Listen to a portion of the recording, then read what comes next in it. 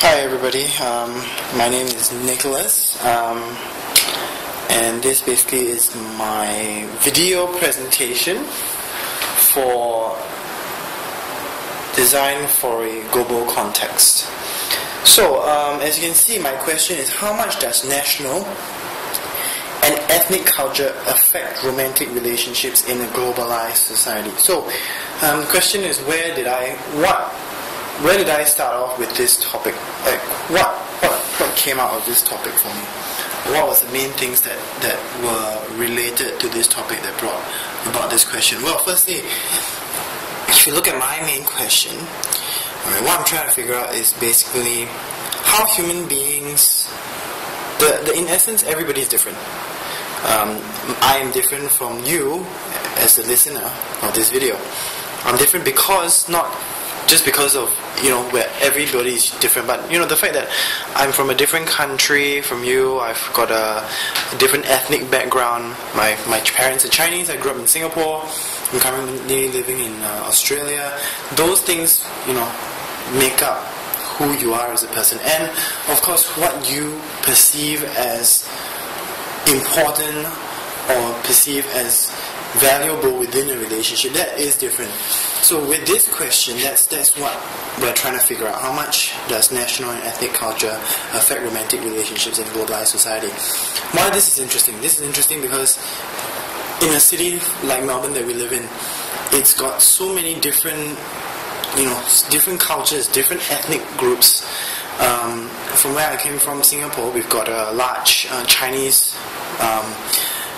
population, but even within that Chinese population, there are different groups or different cultures within that one ethnic group. You've got the English-speaking Chinese people, you've got the Chinese-speaking Chinese people, and you've got the Chinese migrants who are new to the country. So yeah, that's these things where you've come from, your ethnic background really makes a big difference. I was conducting some guerrilla interviews in a sense recently, and I asked people who were in transcultural relationships, and I asked them, what were some of the things that have stood out to you in your current relationships and in your past relationships. And there were a few points. They pointed out that the idea that a diverse or a transcultural relationship is something that is interesting. It has its pros and its cons, but overall the experiences are new and people do experience something. And so what I'm trying to say here is that based on where you come from, it's essentially good to potentially open up your options and look at a potential transcultural relationship. I'm not saying that that's the absolute answer. No, that's definitely not what I'm trying to say here. What I'm trying to say here is that based on what every individual person's values, to maintain a sustainable relationship with someone else, it will be easier to find someone who has similar values or has values that you are interested in. So with this research topic, the idea is that to open up the options, look at people who have different values and see where that takes you. And how do I look at that? How is that basically a way to how is that done? So first things first, as you can see, the main framework that I've used is the Hofstede's model and his 6 dimensions, or 5 plus 1. The 1 dimension is a new one. So we've got power distance, individualism versus collectivism, masculinity versus femininity, uncertainty avoidance, long versus short-term orientation, indulgence versus restraint. These are factors, or this model is usually used in scenarios like organizational structure in business, in marketing, cultural studies, and research. But not much. When I was doing my primary research, it was hard to find. You couldn't find anything. No one has really used the Hofstede framework to really study relationships, romantic relationships in that sense. But yeah, I think because let's look at it. If two people who were from the same country and using Hofstede's model, let's say two people who had very similar values of similar national cultures, alright, would that clash? Or would it be better to potentially be with someone or find someone who has a different national culture? Alright? Wouldn't someone who has a high uncertainty avoidance, alright, which means uncertainty avoidance means feeling uncomfortable when in times of adversity or uncertainty, so you want to stray away from that. So for someone who has high uncertainty avoidance, wouldn't that be good to be matched with someone who has a lower sense of uncertainty avoidance? I mean, that's the main question. I mean, and would you also want to look at the level of masculinity versus femininity? No, this isn't just about finding people who have who feel that this is okay, masculinity versus femininity. Basically, what that means is what the dimension means is that the values behind or the organization or the archetypes within that person is the person's what this person believes is is it about striving for success, the main archetypes that are tied together with masculinity, and caring for others, the archetypes that are, or the emotions that are tied together with femininity.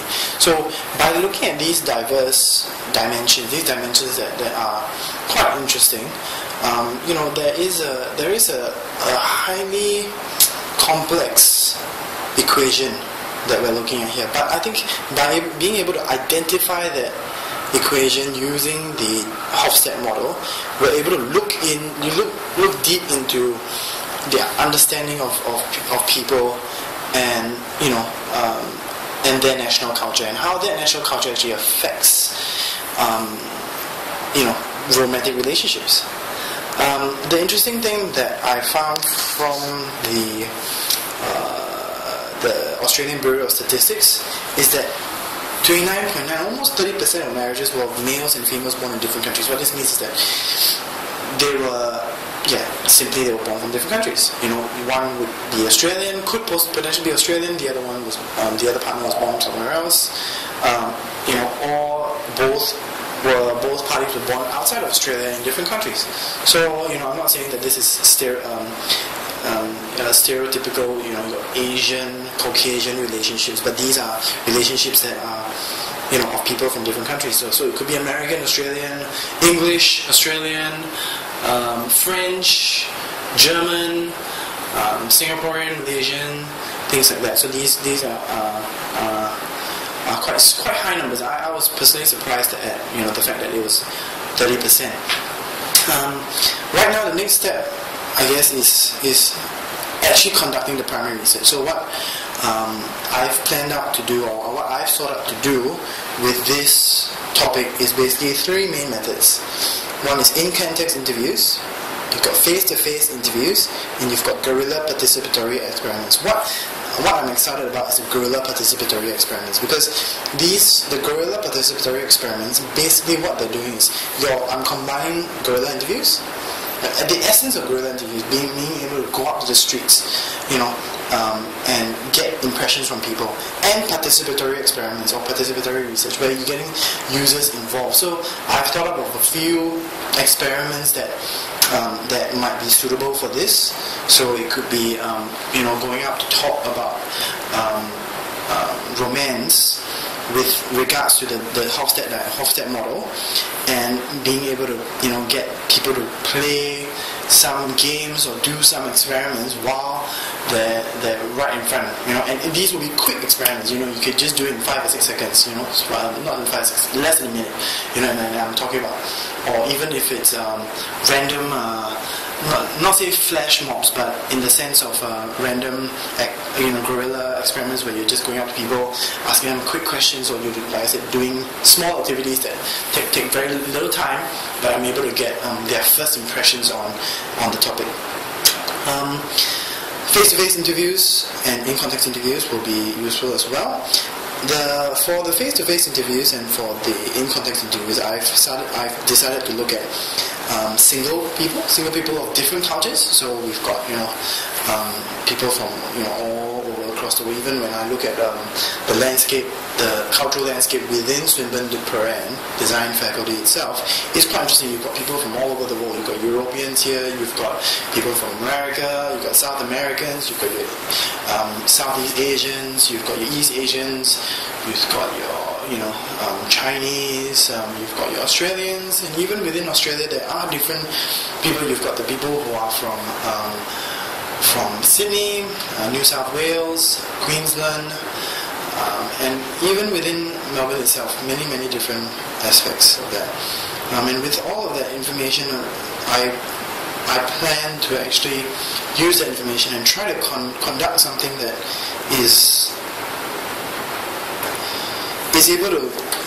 What I want to do at the end of it is, once I collect all my primary research, I want to bring it forward. Alright, make sure that people understand that these are potentially areas that you could go on for with transcultural relationships, and potentially I'm saying what I'm assuming here at this point of time is transcultural relationships potentially could be relationships of the future.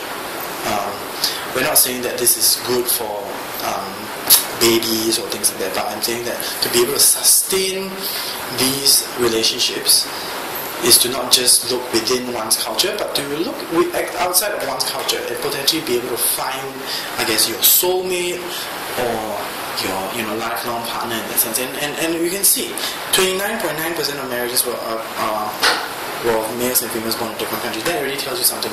So national culture, even within Australia, is very different from the UK or even America. So I mean, we might be talking about cultural background here or national culture, but not just national culture, but I think the aspect of ethnic culture also plays a big part. So, but for this experiment, I think solely looking at national culture will be good enough. Not say good enough, but will be quite a big task on its own already. So that's basically what this topic is talking about. So yeah, thank you very much, and I hope to see you guys soon. Thank you. See ya.